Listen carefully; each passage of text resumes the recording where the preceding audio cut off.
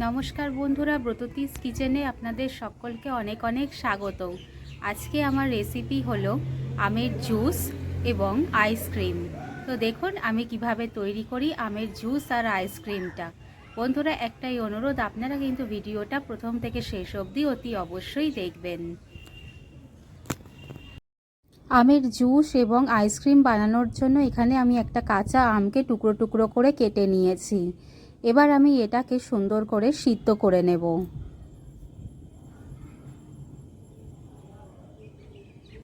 আম পান্নার মধ্যে দেওয়ার জন্য আমি এখানে বড় চামচের 4 চামচ চিনি, সাদা নুন 1 চামচ আর 1 চামচ মতন বিট নুন নিয়ে নিয়েছি।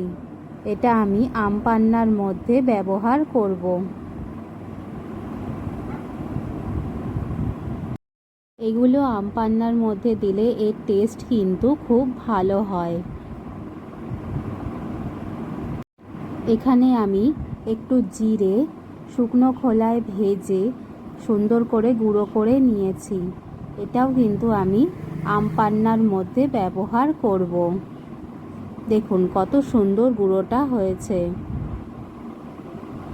সিদ্ধ করা আমটা আমি একটা মিক্সিং বোলের মধ্যে দিয়ে দিয়েছি। এবার এটাকে আমি ভালো করে পিষে নেব।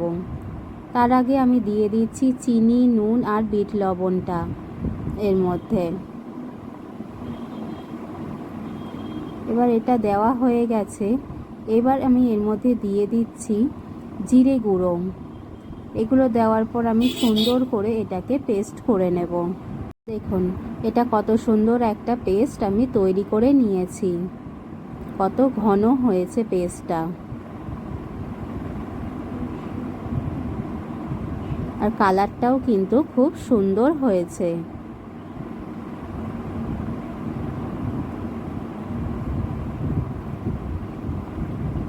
একটা গ্লাস নিয়ে নিয়েছি, কাচের গ্লাস। এর মধ্যে আমি এবার দিয়ে দিচ্ছি বরফ কুচি। এই বরফ কুচিগুলো একটু বেশি করে দেবেন, তাতে কিন্তু স্বাদটা খুব ভালো হবে।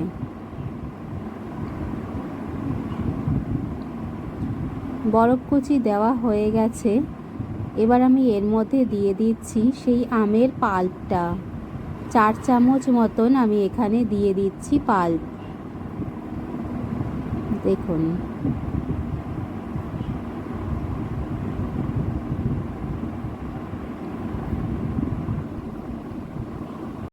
দেখুন এবার আমি এর মধ্যে দিয়ে দিচ্ছি ফ্রিজে রাখা ঠান্ডা জল।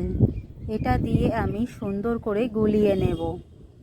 একটা চামচের সাহায্যে আমি এটাকে ভালো করে নাড়িয়ে দিচ্ছি। দেখুন ব্যাস, তাহলেই কিন্তু রেডি হয়ে গেল কাঁচা আমের জুস বা আম পান্না। দেখুন কত সহজেই এটা আমি তৈরি করে ফেললাম। আমের জুসটা বানানোর পর আমি ওই পাল্পটাকেই মোটামুটি 6-7 ঘন্টা আইসক্রিম মোল্ডের মধ্যে ভরে রেখে দিয়েছিলাম ডিপ ফ্রিজে। দেখুন কত সুন্দর আইসক্রিম তৈরি হয়ে গিয়েছে। আমার ভিডিওটা যদি ভালো লেগে থাকে তাহলে লাইক, শেয়ার, সাবস্ক্রাইব অতি অবশ্যই করবেন। সকলে ভালো থাকবেন। ধন্যবাদ।